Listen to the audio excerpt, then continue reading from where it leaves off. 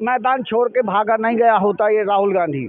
तो राहुल गांधी की ये नाकामी सबसे बड़ी ये दिखती है कि अपनी लोकसभा सीट को छोड़ करके ये जाके साउथ में पहुंच गया। ये सबसे बड़ी कमजोरी ये पूरे देश के सामने देखने को मिल रही है। अगर इसमें काबिलियत थी तो अपने मैदान से छोड़ करके मैदान को नहीं भागना था। पता है देश में चुनावी माहौल है, क्या लगता है आपको 2024 में किसकी सरकार बनेगी? 2024 को देखने से पहले आप पहले ये देखिए कि जो समय बीत गया, अगर ये कांग्रेस पार्टी और कांग्रेस पार्टी से जितने लोग निकल करके बाहर दूसरी क्षेत्रीय पार्टी बनाई हैं, इनको मलाई खाने को नहीं मिला, इसलिए इन्होंने कांग्रेस से निकल करके अपनी क्षेत्रीय पार्टी बना ली। अगर ये असली देशभक्त होते तो कांग्रेस पार्टी में रह करके इस देश के अंदर बेरोजगारी और महंगाई को कैसे कंट्रोल करना है, इस नीति के ऊपर ये इन्होंने काम किया होता तो आज ये देश के अंदर, पूरे देश के अंदर दिल्ली, बम्बई, कलकत्ता, मद्रास में जो भुखमरी मची है, जो लोग अपना क्षेत्र छोड़ करके रोजगार की तलाश में पलायन कर रहे हैं, पलायन किए हुए हैं, तो ये नौबत नहीं आई होती। अगर लोगों को रोजगार उनके क्षेत्र में उपलब्ध करा दिया होता कांग्रेस पार्टी, तो ये बताइए कि राहुल गांधी कोई भैंस चराने वाला आदमी तो था नहीं, ये भैंस चराता था इसलिए राजनीति का अध्ययन नहीं कर सका। राहुल गांधी के खानदान से, परिवार से इतने प्रधानमंत्री 2-2, 3-3 मिल गए, ये करता क्या था, राजनीति का अध्ययन क्यों नहीं किया? इसमें अगर राजनीति का अध्ययन किया होता और ये अपने अमेठी लोकसभा क्षेत्र को मैदान में अगर कुछ काम किया होता, इसको तो करना चाहिए था पूरे देश के अंदर, लेकिन इसने पूरा देश छोड़ो, आप अगर अमेठी लोकसभा क्षेत्र में भी अगर काम किया होता तो ये स्मृति ईरानी के सामने मैदान छोड़ के भागा नहीं गया होता ये राहुल गांधी। तो राहुल गांधी की ये नाकामी सबसे बड़ी ये दिखती है कि अपनी लोकसभा सीट को छोड़ करके ये जाके साउथ में पहुँच गया। ये सबसे बड़ी कमजोरी ये पूरे देश के सामने देखने को मिल रही है। अगर इसमें काबिलियत थी तो अपने मैदान से छोड़ करके मैदान को नहीं भागना था। तो जैसे कुत्ता जहाँ बैठता है तो पूंछ डुला लेता है, लेकिन ये कुत्ते के बराबर भी काम नहीं किया।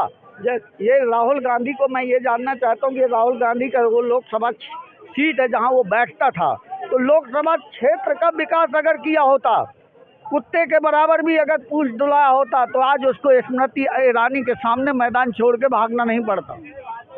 इस देश के अंदर लोग जो यूपी, बिहार, बंगाल, मध्य प्रदेश, राजस्थान, छत्तीसगढ़ के लोग रोजगार की तलाश में बड़े शहरों में पलायन करके गए हैं और एक कमरे में 10-10 लोग रह रहे हैं, रिक्शा चलाने वाले, रेहड़ी पटरी वाले, तो ये नर्क की जिंदगी जीने के लिए मजबूर नहीं होते।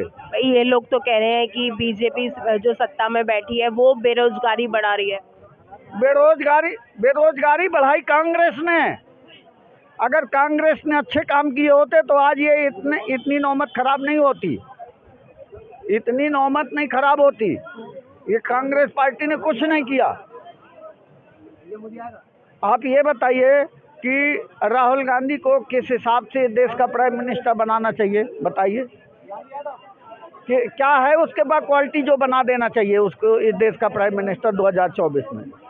कह रहे हैं कि 2000 ये लोग सिर्फ और सिर्फ धर्म की राजनीति करते हैं। भाई आप ये बताइए, आप जाति धर्म से हिंदू हैं, मुसलमान हैं, मुझे नहीं पता, लेकिन अगर आप डॉक्टर हैं तो डॉक्टर से आदमी तो नहीं पूछता तुम मुसलमान हो कि हिंदू हो कि सिख हो कि ईसाई हो।